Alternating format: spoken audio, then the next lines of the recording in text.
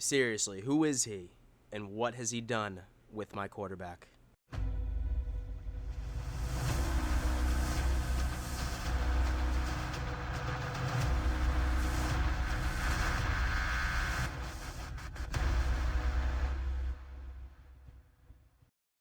Yo ho ho, Don Mafia. Welcome to yet another edition of the Don Mafia Report. And yes, I am sick. I'm a tad under the weather. And no, I'm not sick from watching highlights of the Bills-Jets game, which just occurred a couple of days ago. I'm not sick from watching my quarterback's dwindling stats in the second half of the Green Bay Packers game and into the entire Jets game. This is a sincere sickness, although that those highlights certainly did not help.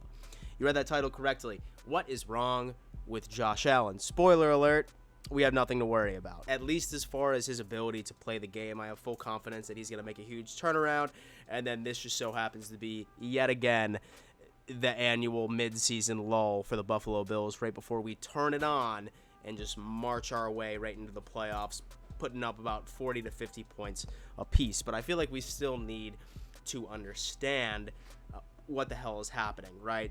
Hence the title of this video and the overall topic of what I do want to discuss today. Now, what we're going to do is we're going to discuss a little bit of what we have seen from Josh Allen since the bye week, and then more importantly, his injury. What is going on? Once again, Sean McDermott and the front office is really keeping this close to the vest.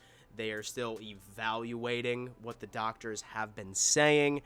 We're going to get into all of that, but before we do, I want to remind everybody that this is not the only channel where you can find Jaboy. So I also just so happen to be a co-host of a very popular show called the AFC East Roundtable. Now, I'm sure the majority of you have seen this before. It's I myself, it's TD Finstock representing the Miami Dolphins, it's Richie from NY Jets Media representing the Jets, and Master at Work, who represents the Patriots. We literally go live every single Wednesday at 7:30 p.m. EST, and that channel is going to be linked in the description. I am not looking forward to being a host this coming Wednesday, since I am the only team in the AFC East that has lost. So I am looking forward to about 2 hours of absolutely getting manhandled and embarrassed. So, say for example that you want to support me or you just want to laugh at me, go ahead and subscribe to that channel and do not miss out. It is going to be a hell of an episode.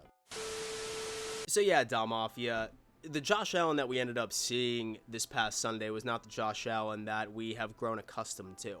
In fact, I would probably have to compare him to his rookie season and even a little bit going on into 2019. Now I'm not going to sit here and tell you that I think that this man was 100% the reason why we lost, right? I mean, for example, our linebackers could not tackle a soul. We had a very disheveled secondary. And literally our run defense looked like that they couldn't stop a little loop team. It was absolutely terrible. But Josh Allen certainly did not do us any favors between some of the very head-scratching interceptions and then also some of the overall decision-making as well. And this is just not characteristic from our guy. In fact, he would so happen to even agree. I'm sure that you remember seeing this clip after the game. No, they wanted it more. We had a lot of little things add up to big things. I put the ball in danger too often, bit us in the butt, played like shit, excuse my language, but that starts with me, so I got to be better for this team. And frankly, I do like seeing that from my leader, somebody that takes accountability for their actions, etc., etc. But really, this was not a pretty performance whatsoever. I'm going to go on ahead and throw the stats right on the page right now. A 40 QBR is something that you would exclusively anticipate from like somebody that's a third stringer that goes in there that hasn't seen a snap of football in a couple of years. I'm not trying to give or take anything away from the New York Jets defense. They are for real. They are them, if you know what I'm talking about.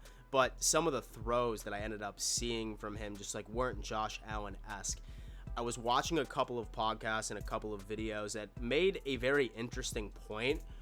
A lot of teams are putting together a very unique game plan where they are putting their number one cornerback on Gabe Davis, who is supposedly supposed to be our wide receiver 2, not really having an electric season thus far. I think only about 400 to 500 yards. And then what they're doing is they are bracketing Stephon Diggs. So they're putting one of their best safeties and then their CB2 on him, essentially double covering. Hence why Gabe Davis really hasn't had that good of a season. And those two are typically Josh Allen's, go-to guys when it comes into it. So it almost makes you ask yourself, do we need to hit the market for somebody that's a bit more talented outside of the slot, right? Maybe Shakir is just too young and doesn't have enough experience to be able to make that impact. Maybe McKenzie just is not getting it done. Dawson Knox, for the most part, he's completely out of the game plan. Really hasn't been much of a factor outside of maybe a few touchdowns. He's had 2 games prior to what we just witnessed against the Jets. But some of those talks about Odell Beckham Jr., although that I was not a fan of them at all when they first initially arose, are starting to make sense. Now, that scheme that the Packers and the Jets were running, do keep in mind that you need to have the personnel in order to make that effective, right? Like, you need to have the personnel, and the Green Bay Packers and the Jets just so happen to. Not saying that that's going to be effective for each and every single team that throws that at us, but it's definitely an adjustment that Josh needs to make. I feel like that he's just been zeroing in on both of them, and something that they need to really take a look at. So I'm not going to sit here and tell you, hey, like, we should all be super nervous about Josh's performance.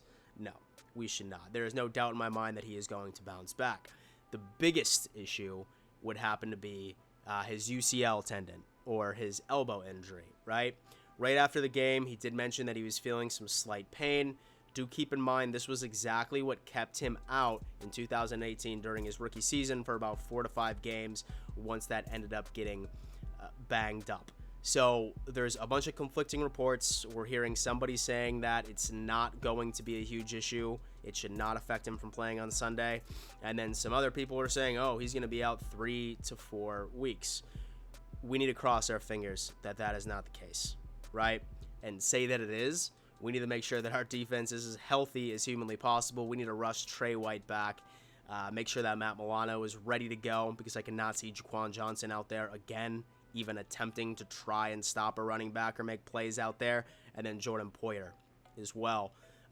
Really, our team is just absolutely banged up, and I hate reading articles showing that the Bills are still evaluating the significance of the injury. We're going to have to keep up to date to see exactly how that works. One thing that does help me sleep at night is after he injured the elbow, he literally threw like a 70-yard pass. And so it did end up going incomplete, and there was definitely a missed defensive pass interference, but I digress.